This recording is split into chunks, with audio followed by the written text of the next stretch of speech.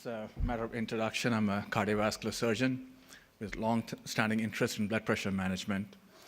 Over the last 4 years, I've led a joint Tufts MIT team where we had developed a wrist-based continuous blood pressure monitor.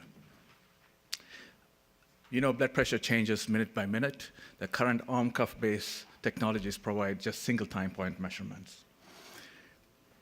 Currently, only reliable way to get continuous blood pressure measurement is through invasive arterial lines.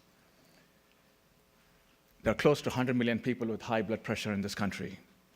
We are wrongly diagnosing 30% of people because of this single time point measurements. It's a major limitation for blood pressure control. Nighttime blood pressure is a major issue. Close to 1 billion people with sleep apnea. We have no technology to measure or address it. We really don't have real-world blood pressure now. And in hospitals, because of the cuff-based technologies, leads to monitoring gap. We know it's a major issue because more than 60% of the unexpected deaths in hospitals happen in unmonitored beds. We have known this for the last 30 years. The reason we don't have a continuous blood pressure monitor, in spite of technological advancement, is because of the methodology, which measure, all the methodologies measure proxy measures, and they try to estimate blood pressure from it, and which have shown no clinical equivalence for the last 30 years.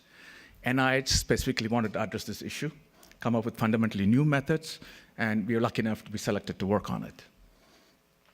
To describe a methodology, when you feel a pulse, what you feel is the force transmitted from the pressure wave inside the blood vessels to your fingertip. We have built an optical sensor, which is 100 times more sensitive than your fingertip, which converts the force into image from which we can reconstruct the pressure wave, both two-dimensionally and three-dimensionally, and directly measure systolic and diastolic blood pressure. After that, it continuously can track the blood pressure.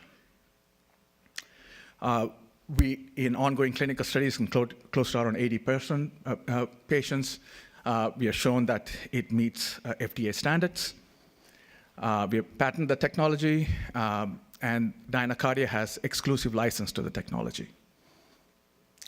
Our initial focus is going to be the in-hospital market. Once we have the buy-in from the physician community, our goal is to go into the retail market. We have implemented a detailed product development plan.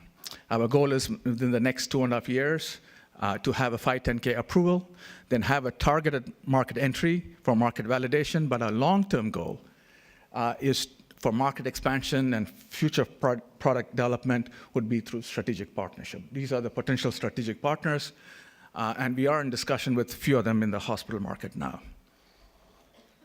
And this is a team that helped build this technology, both physicians and top-notch engineers.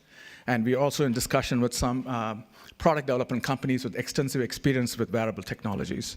And we're going to start collaborating with them as well. Thank you. Sure, I had a question around the sensor. Is that not a custom sensor? So that's a design sensor that you have sole proprietary rights to? Yes. Okay. And also, I'd like to make a point.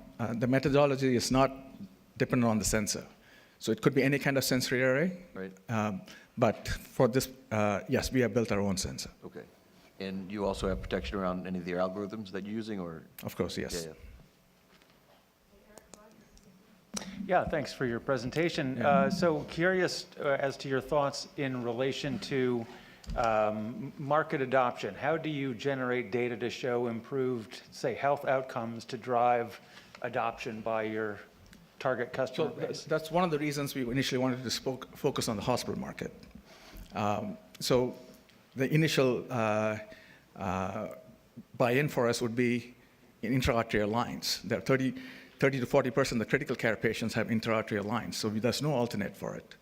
And then there are certain patient populations where, for example, pregnant women with high blood pressure, heart failure patients, where we're already in discussion with physicians, and we've done some extensive market assessment. So the idea is to focus on this initial, there's a big need, there's no solution, and then move on from there.